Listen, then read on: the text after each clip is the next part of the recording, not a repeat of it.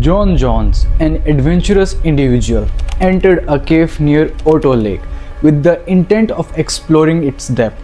During his expedition, he decided to push his limits by navigating the cave's narrowest passage. However, he was unaware that this decision would become the final of his life. As he crawled to the tight, winding path of the cave known as Nutty Putty Cave, he mistakenly took a wrong turn and ended up in an explored section. The passage was so constricted that not only was movement nearly impossible, but even breathing became a struggle. Tragically, in this extremely confined space, John became trapped upside down. This is the story of 26-year-old John Jones, whose final 27 hours were spent trapped in the unforgiving depth of the cave.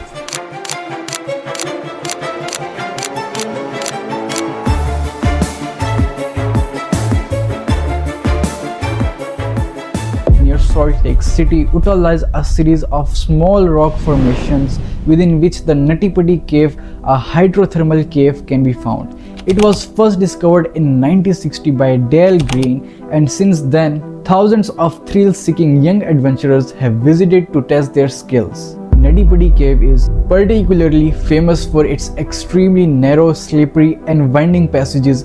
The only accessible route inside is just 30 inches wide, meaning only individuals with a chest and waist size under 30 inches can navigate through it. Each year, approximately 20,000 people ventured into the cave to challenge themselves. However, 1999 and 2004, several accidents occurred, raising serious concerns about the cave's safety.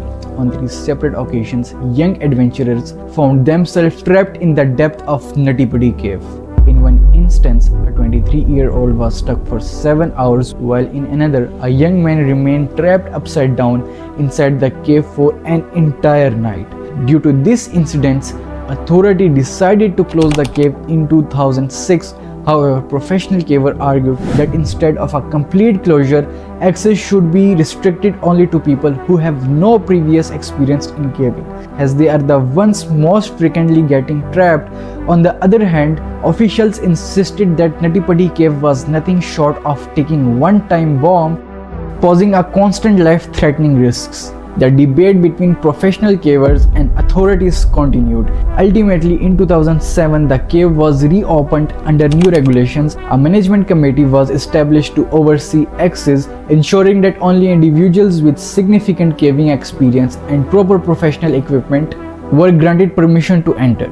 To enter Nutty Putty Cave, visitors had to apply for a permit at least 21 days in advance. Following this requirement, two brothers from Salt Lake City, John and Josh Jones, also applied for a permit. On the night of November 24, 2009, at 8 p.m., 24-year-old John Jones, along with his group, entered the Nutty Putty Cave system. While both brothers had some caving experience, it was the first time exploring Nutty Putty. For the first hour inside the cave, everything remained normal as they explored the largest cavity known as the Big Slide. However, this was the turning point when John, Josh, and two other friends decided to take on a bigger challenge, venturing deeper into the most difficult section of the cave, called the Birth Canal. The Birth Canal is an extremely narrow passage, and very few people have ever attempted to go near it. Not only it is incredibly tight, but even finding its entrance is a significant challenge. In the past, several people had gotten stuck in the path of the Birth Canal, but John, his brother, and their two friends were in a good physical condition, which led them to decide to push on towards the Birth Canal. While the rest of the group stayed behind, the idea to enter the Birth Canal was actually John's. The passage was so narrow that John had to crawl on his stomach as he made his way through. He thought he was entering the Birth Canal, but unknowingly he took a wrong turn and ended up on a path called Corkscrew. This was the section of the cave that only the slimmest cavers could navigate. Looking at the cave map, this was the spot where John should have turned right toward the Birth Canal, but instead he turned left. As he continued forward, the passage became even narrower, and he could not longer turn back. Still, he pressed on, hoping that the path might widen ahead, allowing him to turn around. Eventually he spotted a lower section and thought that maybe he could turn back from there. Unfortunately, things worsened when after crawling through a 10 into 18 inches passage, he reached a dead end. And now John was stuck upside down in a space no bigger than a washing machine. His head was down, legs up, and his arms were pinned tightly against his body, making it impossible for him to use his hands. He had tried multiple times to free himself, but every attempt had failed.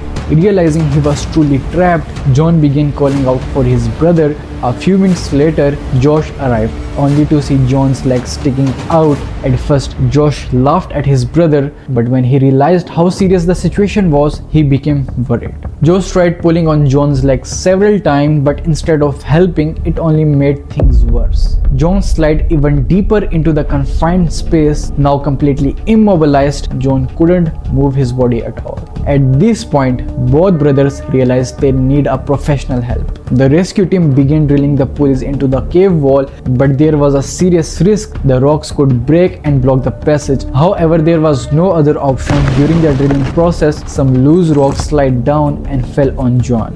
Working 700 deep inside the cave was not only extremely difficult but also very time consuming. The narrow passage made it even worse, as only one rescue worker could enter at a time. Meanwhile, the number of rescue workers outside had grown to over 100, but most of them could do nothing except wait. To make matters even more critical, a doctor in the rescue team gave a worrying update. Since John was stuck upside down, he had only about 10 hours left. After that, his organs would start failing one by one.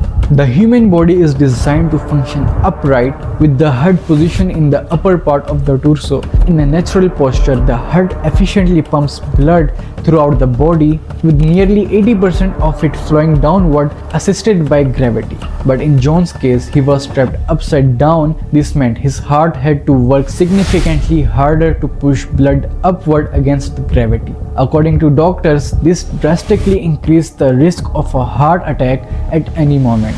Realizing the urgency of the situation, the rescue team intensified their efforts to reposition John. After hours of preparation, they installed pulleys and carefully attempted to pull him out by his legs. However, a new challenge emerged.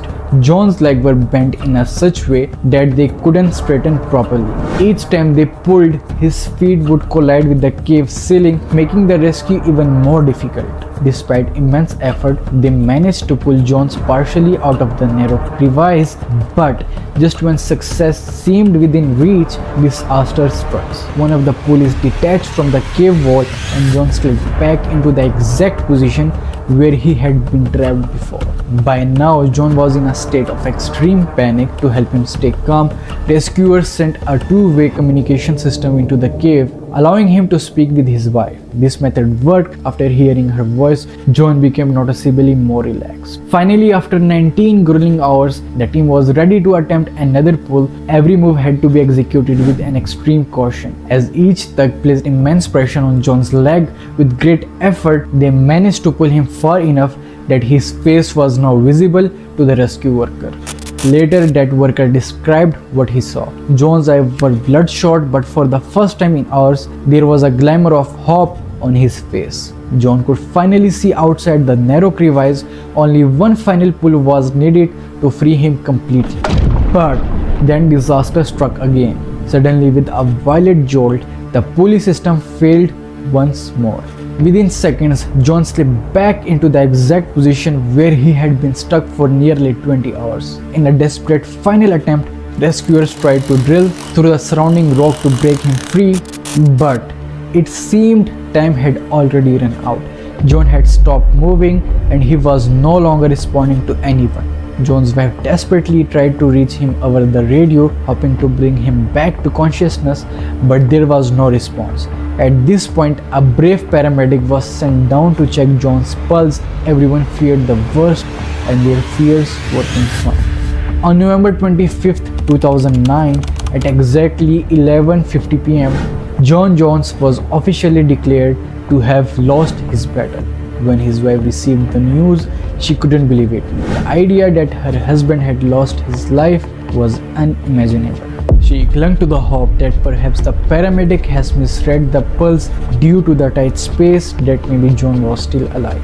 But the truth was undeniable.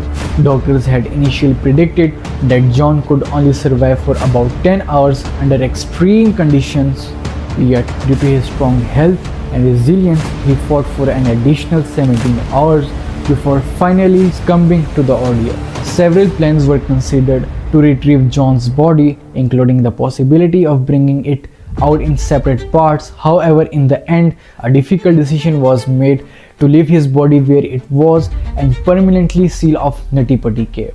The cave was declared John's final resting place. To this day, John Jones remains trapped in the same position deep within Nutty Putty cave, serving as a haunting reminder of the dangers of cave exploration and the tragedy that unfolded within its depth.